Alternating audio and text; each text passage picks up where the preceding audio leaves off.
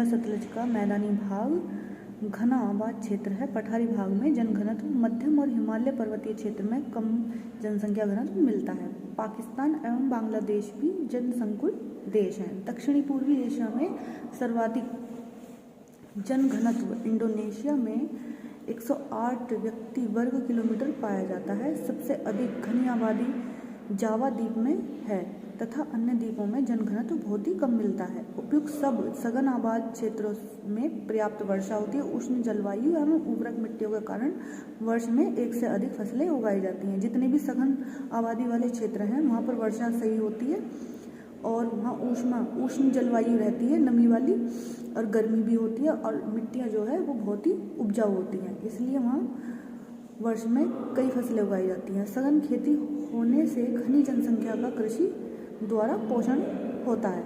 यूरोपीय पेटी सघन आबाद है जो ब्रिटेन से शुरू होकर France, Belgium, Netherlands, Denmark, Germany, Italy, Poland, Ukraine और रूस तक फैली है। यहाँ कृषि की उपेक्षा मानव जीवन का अनुकूल जलवायु, खनिज संसाधन और औद्योगिक विकास के कारण घनी आबादी पाई जाती है। यहाँ कृषि के क्षेत्र हैं और मानव जीवन के लिए अनुकूल जलवायु है, खनिज संसाधनों की भरमार है, औद्योगिक विकास के कारण जनसंख्या यहाँ पर काफ़ी उसमें रहती है, घनी आबादी में। घने आबाद देश विशेष रूप से नीदरलैंड 393 व्यक्ति वर्ग किलोमीटर, बेल्जियम 331 व्यक्ति वर्ग किलोमीटर, ग्रेट ब्रिटेन 245 व्यक्ति वर्ग किलोमीटर तथा जर्मनी 230 प्रति व्यक्ति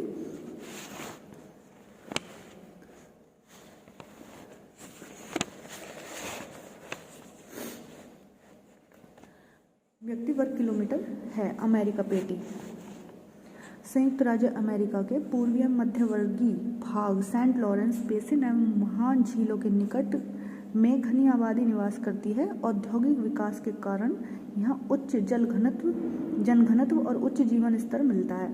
अटलांटिक तट पर यूरोप के उपनिवेशिक लोग सबसे पहले आकर बसे थे। मध्यम आबाद वाले देश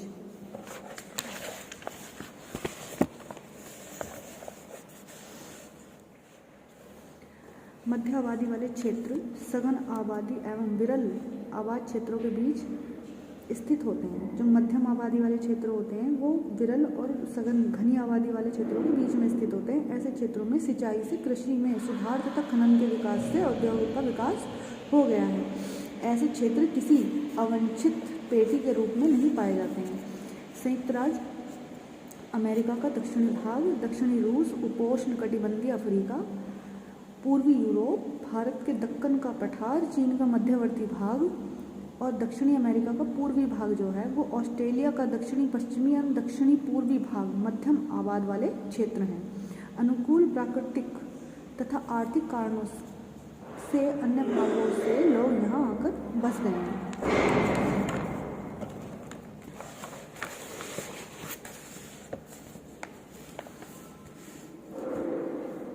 विरल आबाद क्षेत्र वो हैं जहाँ जनसंख्या प्रतिकूल होने के कारण इन क्षेत्रों में बहुत ही कम दूर लोग बसे हुए होते हैं। उच्च पर्वतीय क्षेत्र, ठंडे मरुस्थल, उष्ण मरुस्थलीय तथा विषुवतीय सघन वन इस प्रकार के प्रदेश में आते हैं। यहाँ पे या तो बहुत अधिक गर्मी होती है या बहुत अधिक सर्दी होती है, तो यहाँ पर जो जलवायु है वो प्रतिकूल होती है। इस वजह से यहाँ पे सघन आबादी पाई जाती है, विरल आबादी पाई जाती है। मरुस्थलों में एशिया में गोभी, अरब, थार व टकला मकान, अफ्रीका में कालाहारी व सहारा, ऑस्ट्रेलिया में विशाल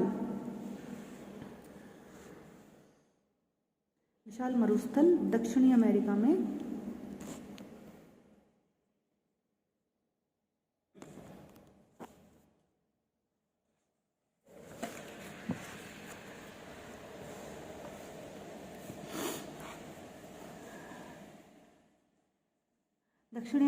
पैटागोनिया एवं अटाकामा मरुस्थल तथा उत्तरी अमेरिका में मैक्सिको का सोनोरा मरुस्थल शामिल है। दक्षिणी गोलार्ध में अंटार्कटिका एवं उत्तरी गोलार्ध में टुंड्रा के बर्फीले मरुस्थल हैं।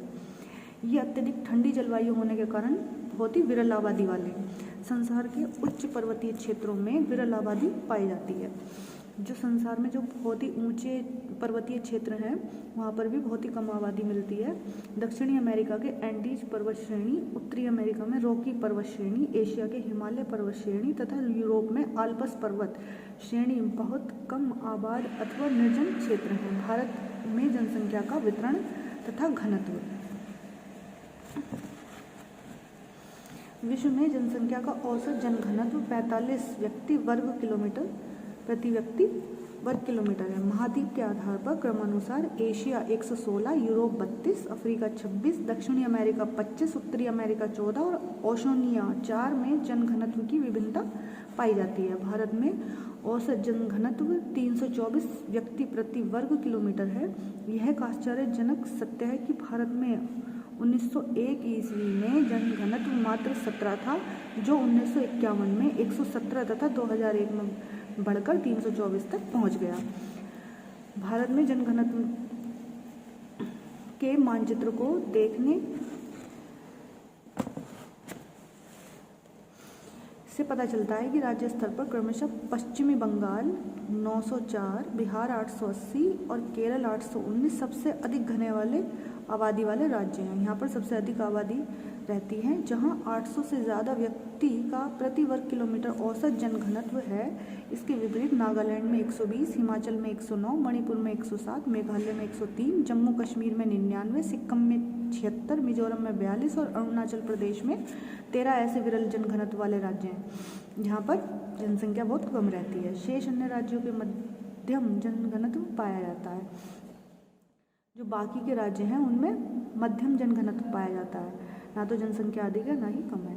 केंद्र शासित प्रदेशों में दिल्ली 9300, 9300, चंडीगढ़ 7900, पुडुचेरी, लक्षद्वीप, दमन एवं दीव में उच्च जनघनत्व पाया जाता है तथा अंडमान एवं निकोबार द्वीप समूह में भिन्न भिन्न जनघनत्व मिलता है। जनसंख्या वितरण को प्रभावित करने वाले कारक। जनसंख्या के विषम वितरण का कोई एक कारक नहीं है, अपितु उसमें अनेक जनसंख्या के वितरण को निर्धारित किया जाता है। ये कारक प्रायः परस्पर संबंधित होते हैं। ये कारक 2 वर्गों में रखे जाते हैं, भौतिक, आर्थिक और सांस्कृतिक। भौतिक कारकों में भूमि की प्रकृति, जलवायुवीय दशाएं, मिट्टी तथा जल की प्राप्ति मुख्य होते हैं। आर्थिक एवं सांस्कृतिक कारकों में खनिज संसाधन, उद्योग धंधे, परिवहन के साधन, नगरीकरण, सरकार की नीतियों और प्रवास प्रमुख हैं। स्थलाकृति, मैदानों में पहाड़ और पठारों की अपेक्षा घनी आबादी पाई जाती है। मैदानों को धरातल समतल होते हैं, वहाँ कृषि कार्य करना बहुत ही मुश्किल होता है। वहाँ कृषि कार्य करना एवं मकान बनाना, सड़कें बनाना और रेल बिछाना, सिंचाई और नहरें बनाना आदि आसान होता है।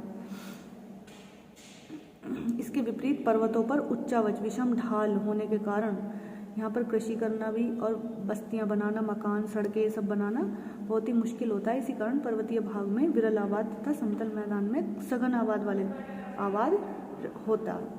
जलवायुवीय दशाओं का मानव के दैनिक जीवन और आर्थिक क्रियाकलापों पर गहरा प्रभाव पड़ता है। जलवायु के 2 मुख्य तत्व तापमान एवं वर्षा होते हैं। ये जनसंख्या के घनत्व को निर्धारित करने में महत्वपूर्ण होते हैं। जहाँ पर वर्षा या जलवायु गर्म या ठंडी अधिक होगी तो वहाँ पर भी लोग कम रहेंगे। ऊंचे व निम्न तापमान तथा बहुत कम या अधिक वर्षा वाले क्षेत्रों में मानव संकेंद्रण का निरुत्साहित करते हैं। मध्यम जलवायु मानव विकास के लिए सबसे उपयुक्त होती है। अब देखिए मिट्टियाँ। मनुष्य का मुख्य व्यवसाय कृषि है, जो लोगों को आजीविका प्रदान करती है। कृषि के लिए उपजाऊ मिट्टी का होना बहुत जरूरी है। प्राचीन सभ्यता उर्वरक मिट्टियों वाली नदी घाटियों में विकसित हुई थी।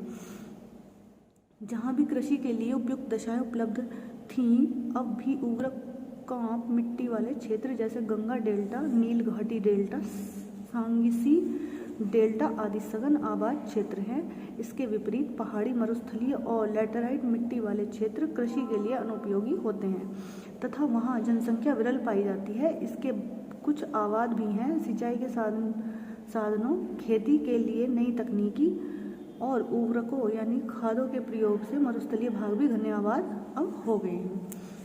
जल जल मानव जीवन के लिए एक महत्वपूर्ण और बहुत ही आवश्यक है। मानव जीवन सर्वाधिक जल के कारण ही विकसित हुआ है। घरेलू कार्य, कृषि, उद्योग, परिवहन में भी जल की आवश्यकता होती है। पृथ्वी धरातल पर नदियाँ स्वच्छ जल का प्रमुख स्रोत हैं। इसी कारण नदियों के किनारों पर ही प्राचीन सभ्यताओं का विकास हुआ है।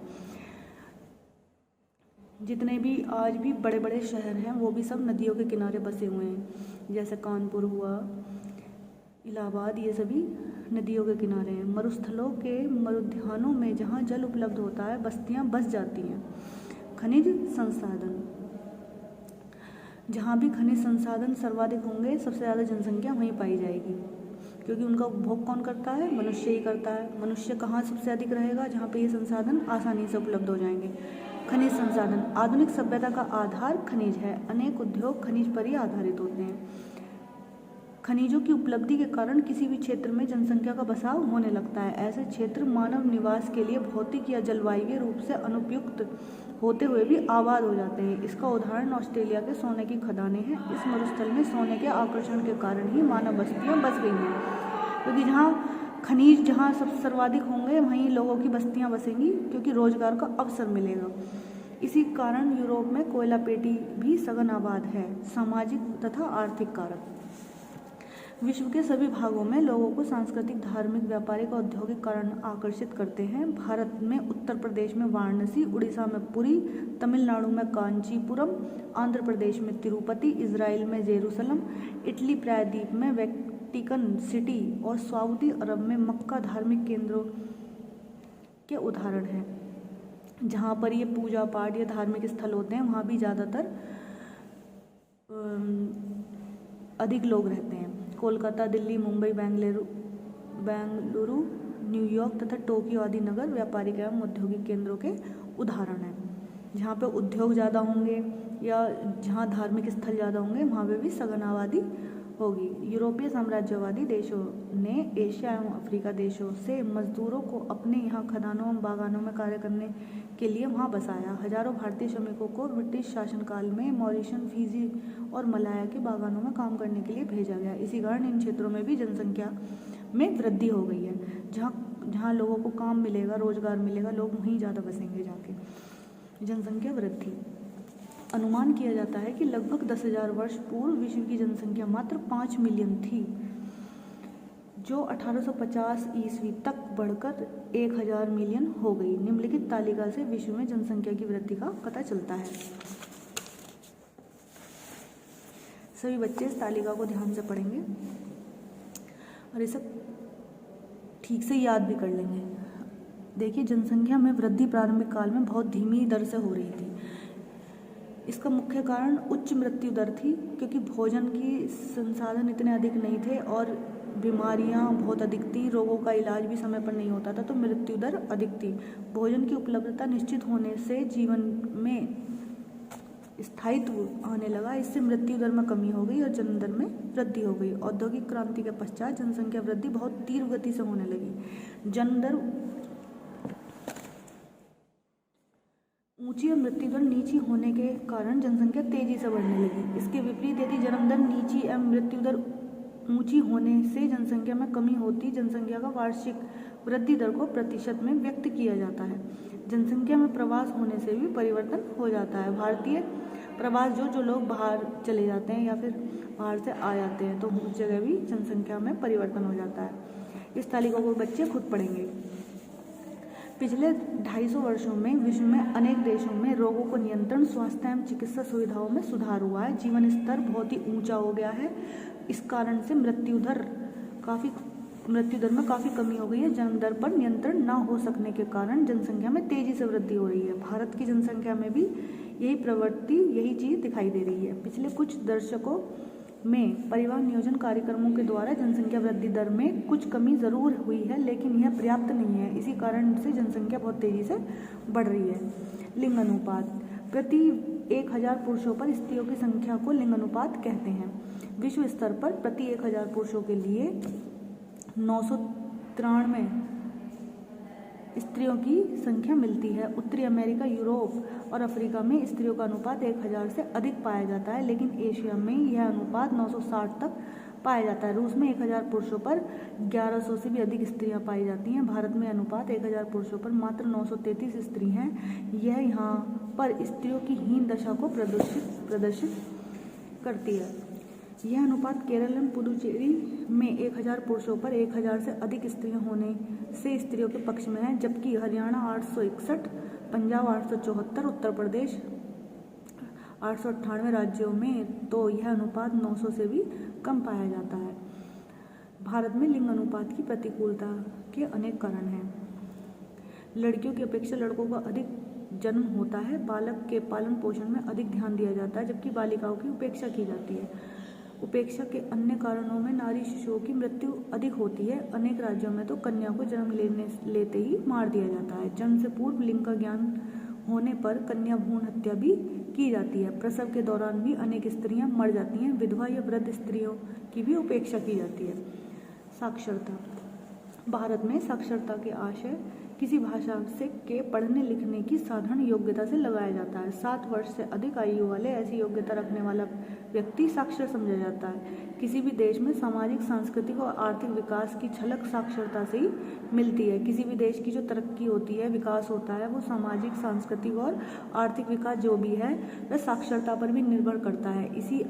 इसे अनेक कारण निर्धारित करते हैं। विकसित देश में साक्षरता का उच्च स्तर पाया जाता है। जितने भी विकसित देश हैं उसमें साक्षरता बहुत ही उच्च स्तर पर पाई जाती है, लेकिन विकासशील देश साक्षरता में अभी बहुत ही पिछड़े हुए हैं। भारत भी एक विकासशील देश है। भारत में साक्षरता केवल 65% है। भारत के राज्यों में सबसे अधिक साक्षरता केरल राज्य में है, जो कि 90% है।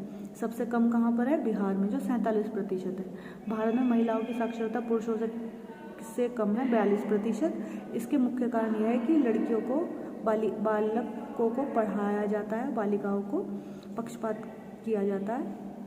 भारत में 76% पुरुष तथा 54% महिलाएं साक्षर हैं। भारत में महिलाओं का साक्षरता प्रतिशत केवल 88%, मिजोरम में 86%, राजस्थान में 44% और उत्तर प्रदेश में 43% है। जम्मू कश्मीर 42% एवं बिहार में 34% पाया जाता है। आयु संगठन। जन्म, मृत्यु और स्थानांतरण की दर तथा प्रवृत्तियां जानने के लिए भी जनसंख्या की आयु संरचना को जानना जरूरी है। जनसंख्या को आयु के दृष्टिकोण से 3 वर्गों में विभाजित किया गया है। पहला 15 वर्ष से कम, दूसरा 15 वर्ष से 65 वर्ष तक और तीसरा 65 वर्ष से अधिक। 15 वर्ष से कम वर्ष के बच्चे और 65 वर्ष से अधिक आयु वाले वृद्ध आश्रित जनसंख्या में आते हैं, जो अपने भरण पोषण के लिए दूसरों पर निर्भर होते हैं। के लिए 15 से 65 वर्ष की आयु के लोगों पर निर्भर होते हैं। 15 से 65 के वर्ग के व्यक्तियों को उत्पादन जनसंख्या कहते हैं। देश के उत्पादन तथा परिवार की देखभाल में यही वर्ग जिम्मेदार होता है। इस वर्ग की जनसंख्या में ऊंचा अनुपात होने पर उसका आर्थिक क्रियाओं पर अधिक योगदान होता है। भारत में बच्चों व वृद्धों की जनसंख्या का अनुपात अधिक होने से आश्रितों का अनुपात भी अधिक पाया जाता है। बच्चे इस सारणी को खुद ही पढ़ेंगे। अब देखिए ग्रामीण एवं नगरीय जनसंख्या। यूरोप के देशों में, उत्तरी अमेरिका में नगरों में रहने वाली जनसंख्या का अनुपात 70 से भी अधिक है, 70% से भी अधिक। एशिया में 37% और अफ्रीका में 33% है। नगरीकरण एवं औद्योगिकरण में घनिष्ठ संबंध है। यूरोप और उत्तरी अमेरिका में औद्योगिकरण अधिक होने के कारण नगरीय जनसंख्या अधिक है, क्योंकि शहरों में औद्योगिकरण अधिक होता है। यूरोप और उत्तरी अमेरिका में औद्योगिकरण अधिक है, इसलिए नगरों की जनसंख्या भी अधिक है। अफ्रीका और एशिया में कृषि प्रधान अर्थव्यवस्था होने से नगरीकरण कम मिलता है। एशिया के सिंगापुर एवं कुवैत में 100% नगरीकरण है। इजराइल में 91%, संयुक्त अरब अमीरात में 84%, जॉर्डन में 81%, जापान में 78% से भी ऊंचा नगरीकरण 78% से भी ऊंचा नगरीकरण मिलता है, जबकि चीन में 36%, भारत में 28%, भूटान में 15%, नेपाल में 11% से भी निम्न नगरीकरण है। अफ्रीका में रवांडा में 5% और बुरुंडी में 8% अल्पमत नगरीकरण है। जनसंख्या की वृद्धि तथा आर्थिक विकास। किसी देश की जनसंख्या वृद्धि का उसकी आर्थिक विकास पर बहुत ही अधिक प्रभाव पड़ता है। विकासशील देशों में जनसंख्या वृद्धि दर ऊंची होती है, इससे खाद्यान्नों खाने की आपूर्ति पर प्रभाव पड़ता है।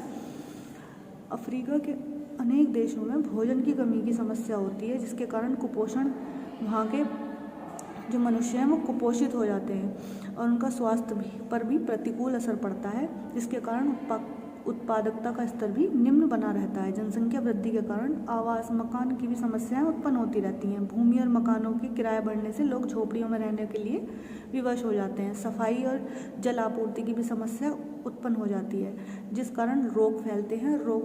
स्वास्थ्य सुविधाओं का उपलब्ध न होना भी मृत्यु दर को बढ़ाता है। बच्चों के लिए दवा तथा शिक्षा की कमी, रोजगार के अवसरों की कमी, अपराधों में वृद्धि जैसे अनेक समस्याएं पैदा हो जाती हैं, जैसा कि जीवन स्तर नीचा होने लग जाता है। संसाधनों की कमी हो जाती है तथा वन एवं अन्य संसाधनों का तेजी से विनाश होने लगता है। इससे पर्यावरण प्रदूषण की समस्या भी बढ़ जाती है। जनसंख्या की वृद्धि को नियंत्रित करके ही देश को विकास किया जा सकता है। चीन एवं जापान ने जनसंख्या नियंत्रण करके ही आर्थिक विकास किया है। भारत में भी परिवार नियोजन के कार्यक्रम को अभी ढंग से चालू नहीं किया जा सकता है, जिस कारण जनसंख्या वृद्धि दर ऊंची है, जो देश के आर्थिक विकास में बाधक है। सरकार को जनसंख्या नियंत्रण के कारगर उपाय अपनाने बहुत आवश्यक है। सभी बच्चे इस चैप्टर को खुद भी पढ़ेंगे और इसके प्रश्न उत्तर याद करेंगे। Thank you.